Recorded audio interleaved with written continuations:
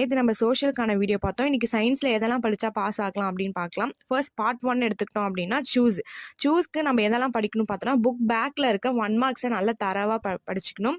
Next part 2 போனோம் அப்படின்னா any 2 marks வந்து நீங்கள் அட்டன் பண்ணுற மாதிரி பார்த்துக்கணும். அதுக்கு வந்து என்ன பண்ணணும்னா ஃபிசிக்ஸில் இருக்க ஃபஸ்ட்டு 2 லெசனோட 2 மார்க்ஸை நல்லா தரவாக படிச்சுக்கோங்க.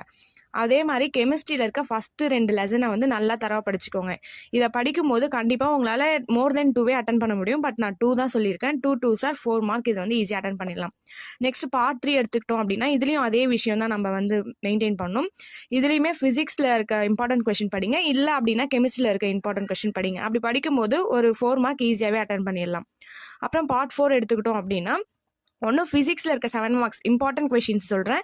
ஃபிசிக்ஸில் இருக்க இம்பார்ட்டன்ட் கொஷின் மட்டும் படிங்க, இல்லை கெமிஸ்ட்ரியில் இருக்க இம்பார்ட்டன்ட் கொஷின் மட்டும் படிங்க. அப்படி படிக்கும்போது 7 மார்க் ஈஸியாக கெயின் பண்ணலாம். டோட்டலாக 27 மார்க்கு.